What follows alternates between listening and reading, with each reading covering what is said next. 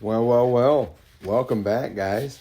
Sorry it's taken me so long. Hopefully I sound better. I'm still working on my health a little bit.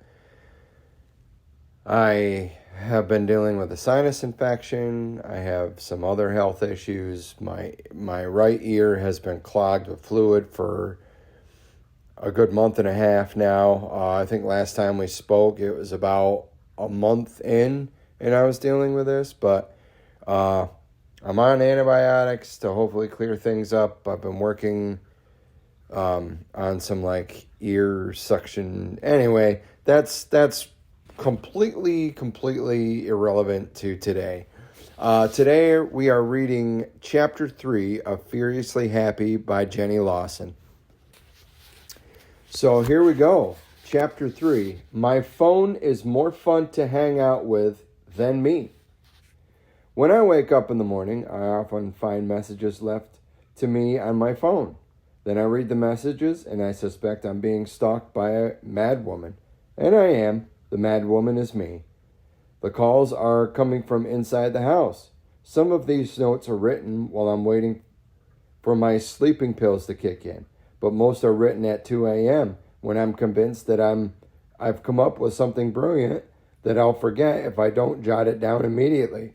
Then in the morning, I congratulate myself because I've forgotten what it was, and I'm a little disappointed that the messages are less world-shattering and more just plain confusing.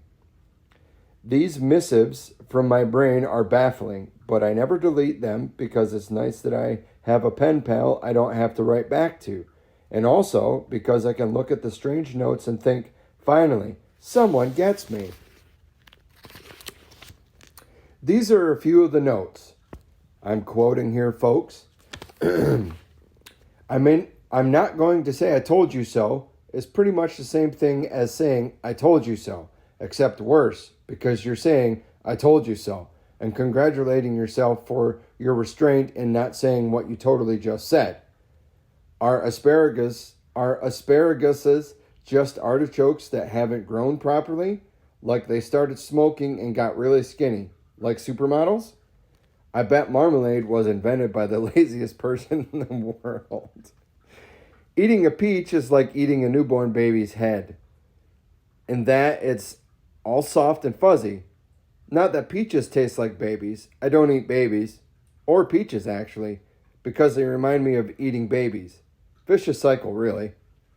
Today, at lunch, the waiter told me that the soup of the day was beef and human, and I was like, what the shit? He said he'd have some, and it was good but really heavy on the human. Victor was like, that sounds great. I'll have a bowl of that. And I felt like I'd fallen into the Twilight Zone movie. But it turns out the waiter was saying beef and cumin or cumin, which honestly sounds almost as gross. Is it illegal to use shower curtains as regular curtains and vice versa? If not, what if you went shopping for a shower curtain but bought a valance? That seems like it should be a misdemeanor at least. The phrase rest in peace seems incredibly self-serving. It basically means stay in your grave, don't haunt me. The opposite would be fitfully toss or go jogging. That one's confusing to me, guys. You can also leave down in the comments what you feel about these or any chapter. I don't get the anti-slut shaming moment. They're like, don't shame the sluts. And I'm like, you're the one calling them sluts. It's like having lay off the fatties campaign. If the plural of octopus is octopi, then why isn't the plural of rabbit rabbi? Is it just because octopuses is too much fun to say? One of Victor's, and I'll remind you guys that Victor is her husband. One of Victor's friends had a pet called Terry the Truth Cat. When she was little and her father thought she was lying, he would pick up the cat and say, you kids tell me the truth or Terry gets it. I guess it was supposed to help with honesty, but it seems Hold on here, my pages are stuck together. It seems pretty fucked up. Plus, I don't think I could threaten a cat. Maybe we could get Terry the truth turtle and threaten him with a fake gun. We'd be trying to get our daughter Haley to tell the truth, and he'd just hide his head in his shell like, I'm not part of this. I'm not with you guys, but I don't like guns, so maybe we could hold it over a pot of boiling water. But what if it accidentally steamed it? That would suck. Fuck it. I'd rather just let Haley learn to lie really well. We Wish You a Merry Christmas is the most demanding song ever. It starts off all nice, and second later you have an angry mob at your door singing, now bring us some figgy pudding and bring it right here. We won't go until we get some, so bring it right here. Also, they're rhyming here with here. That's just sloppy. I'm not rewarding unrequested lazy singers and their aggressive pudding demands. There should be a remix of that song that homeowners sing. That's all. I didn't even ask for your shitty song, you filthy beggars. I've called the cops. Who is even working on?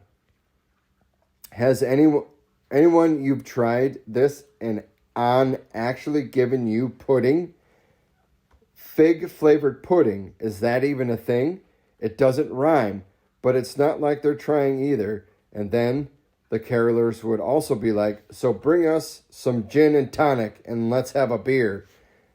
And then I'd be like, well, I guess that's more reasonable. Fine.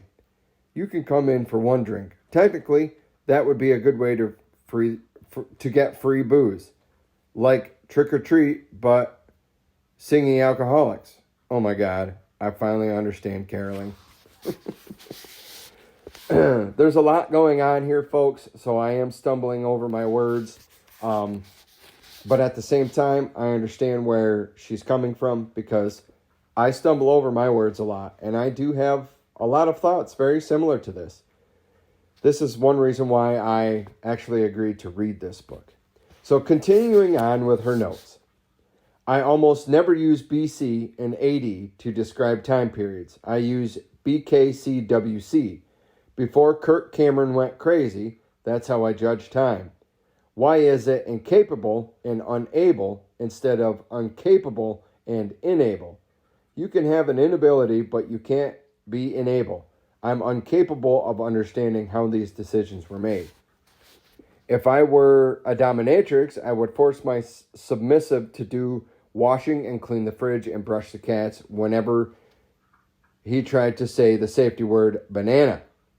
To make me stop because it wasn't what he wanted, I would chuckle softly and say, no, Gary, that's definitely not the safety word. And I would tighten the leash and hand him a mop and I'd say, so your wife won't do this for you? That's so sad. Now finish the floors and go pick up my dry cleaning. It would be 10 years later, and I'd still have someone to pick me up at the airport and do all the shit I didn't want to do. And then, on his deathbed, I'd say, hey, Gary, I was just kidding. The secret word really was banana. And then we'd laugh and laugh. Whenever Victor and I are fighting, I like to pull out my phone and take a selfie of us together because that way, when he tells me to calm down, I can prove that I'm a mess. I'm less mad than he is. How could you think I've lost my temper? Look at me in this picture. I look adorable. You look like the one with a temper problem. It's also nice to see when I'm taking a picture, he either has to smile or he has to choose to look shitty. Either way, I win. Plus, I have a terrible picture with him I can't threaten to tweet out if he doesn't agree that I'm probably right about everything. I wonder if birds are new. All right, let me start that over. I wonder if birds are new. They never try to land on clouds. And if so, it's like when you think you've gone down the last stair, but there's still another one, and you step off and make that weird oof noise, and everyone looks at you. That would suck. but at least birds are hidden when they fuck up and fall through the clouds. I find it very confusing that people refer to good days as the salad days. No one wants a salad. Is it because rich people always serve salad, even though it usually gets thrown away? Does it mean that if you're rich enough to serve food just to be thrown away that you've made it? Because that makes sense. Bruce Springsteen said, "You can't start a fire without a spark, but you can start it with a magnifying glass. It ruins the rhyme scheme, but at the cost of science and arson, but maybe it's still a spark, even if it starts with a magnifying glass. Maybe Maybe the flame is always a spark, but that's like saying you can't start a fire without a fire.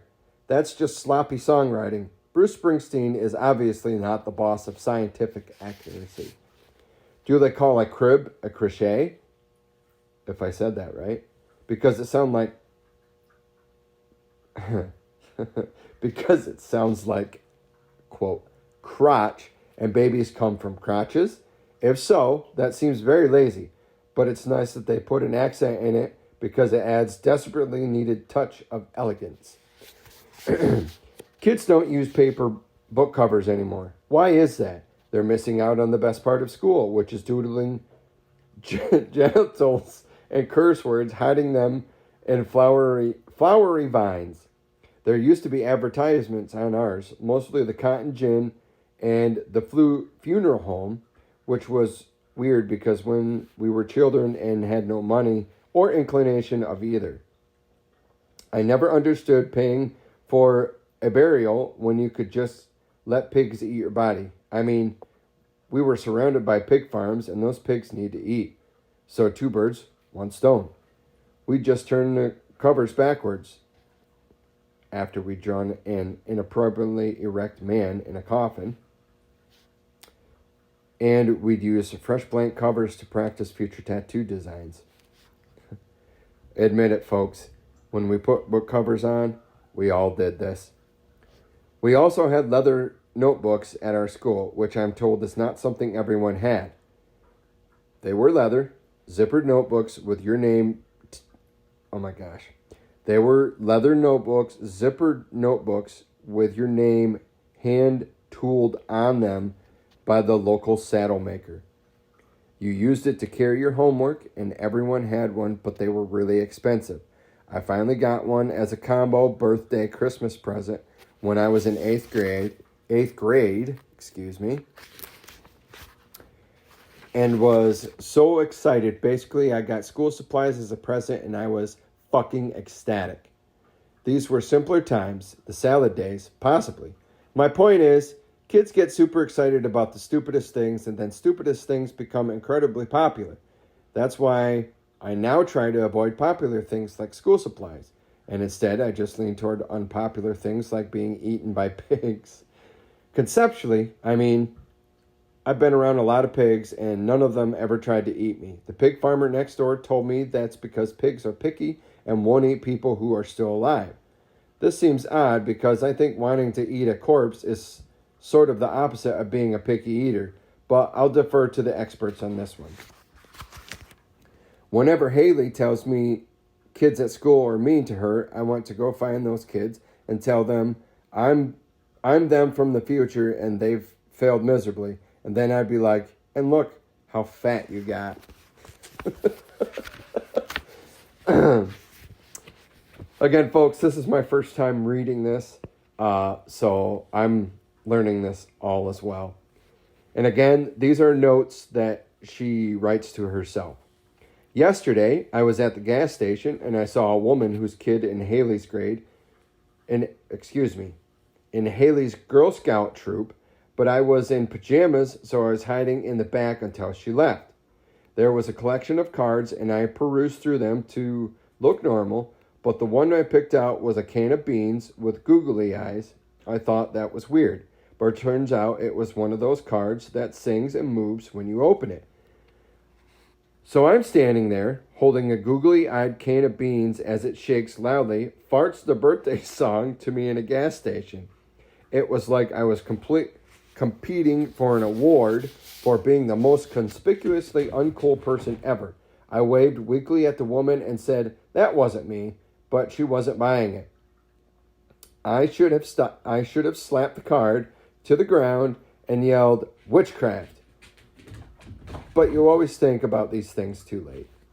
My blood test came back as low magnesium and selenium, but instead of prescribing a vitamin, my doctor prescribed 2 Brazil nuts a day.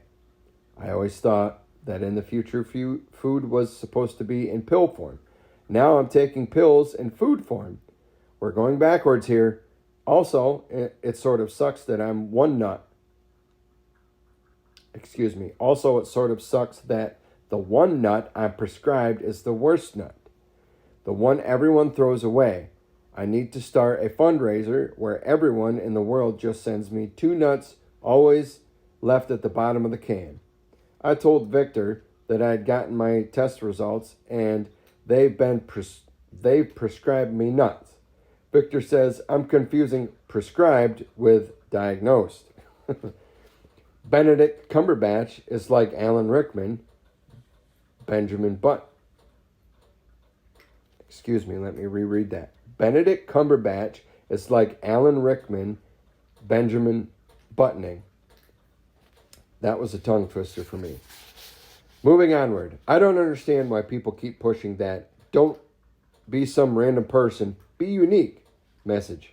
You are already incredibly unique. Everyone is incredibly unique.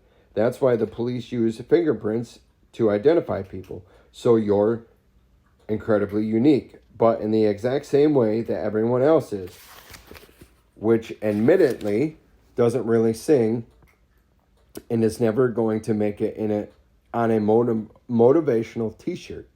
So none of us are unique in being unique, because being unique is pretty much the least unique thing you can be, because it comes out naturally to everyone. So perhaps instead of be unique, we should be saying be as visibly fucked up as you want to, because being unique is already taken by everyone, ironically enough.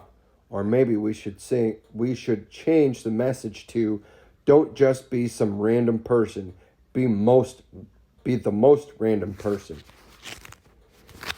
There's a lot of these guys, so we're going to keep going here. The amount of money I would pay for people to stop fucking up grammar is only slightly lower than the amount I'd give to ensure I never have grammatical errors in the statements I make, calling out others on their grammatical errors. Now, folks, anybody who knows me that's friends with me on Facebook, you'll know that I'm a grammar Nazi. And if I screw up in grammar, it's because honest to God, it's because I use voice text. And it just makes me sound like a full-blown head case. Anyway, moving on, more notes. If you put a bunch of chameleons on top of a bunch of chameleons on top of a bowl of Skittles, what would happen? Is that science? Because if so, I finally get why people want to do science. I should start a museum of missing stuff. It'd be filled with empty glass cases of stuff that's not there. Also, a giant room of stray socks and keys. And my sense of rationalism and Victor's sense of whimsy and his patience, this place would be crammed. We might have to expand. People who think it's hard to find a needle in a haystack are probably not quitters. Needles find you. Just walk on the haystack for a second. You'll find the needle. She's not lying. They're worse than the floor Legos. And if that doesn't work, just burn some fucking hay. They should change like finding a needle in a haystack to like finding a pen that works in a drawer filled with pens that don't work. People wonder how Victor and I have stayed married for so long, even though he's Republican and I'm super liberal. Oh, man. You just don't talk about politics, folks, if you're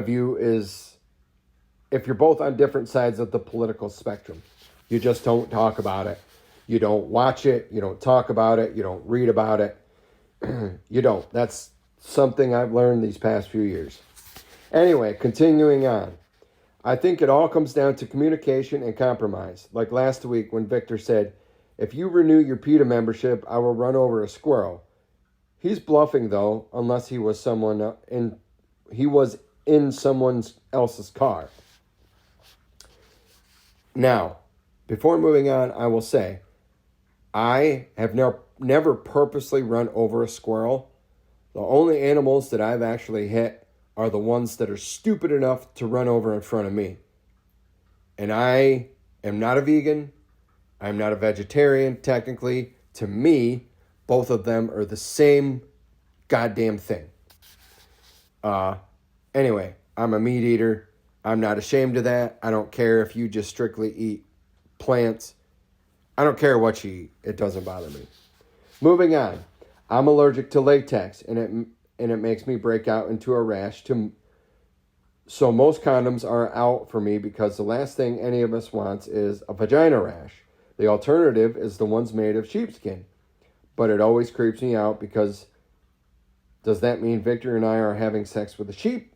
A dead sheep, actually. So it's bestiality and necrophilia. And a three-way, I think. I actually mentioned that to Victor, and he immediately booked a vasectomy. I like her husband already, which is sweet because it's nice that he cares about me. He claimed it was less as caring and more. I'd rather have my nuts cut off than have to listen to you talk about having three-ways with dead sheep. Even though she's liberal, the girl's got a sense of humor. I'll say that. But now I have all these leftover condoms. They make great water balloons, though, and I bet they'd be really good for championship bubblegum blowing competitions. Really chewy sheet bubblegum. That might be cheating. I don't know the rules about bubblegum contests. My grandmother used to say, those are not the kind of underwear you want to get hit by a bus in. But I don't think underwear has been invented that would make me want to get hit by a bus. Plus, when you're hit by a bus, I think your underwear is probably the last thing on your mind. In fact, when you die, your bowels are released and you shit yourself. Oh my God. I'm sorry, guys, if my laughter is too loud.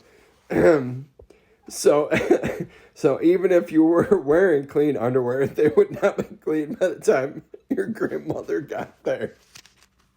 Oh, that's why I think they should make underwear with defensive sayings on them, like, I swear these were totally clean this morning. It's the equivalent. Oh, my eyes are watering. It's the equivalent of those old-fashioned day of the week underwear without having to remember what day it is. I can barely manage to get dressed in the morning, much less pass a pop quiz given by my underwear on what day it is. And besides, I'm taking advice on underwear from my grandmother when granny panties are the most universally reviled under things in existence. When we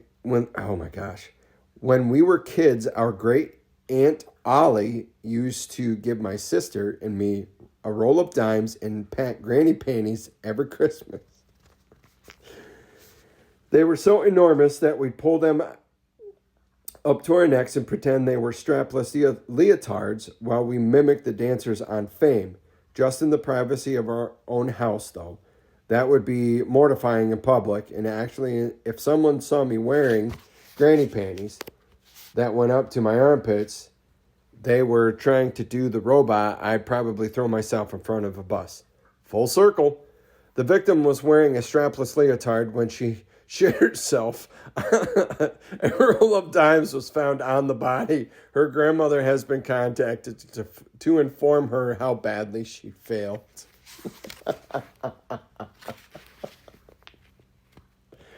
Oh, end of chapter 3, guys. I hope you guys enjoyed that one as much as I did. Until next time, I will see you guys. Y'all be good.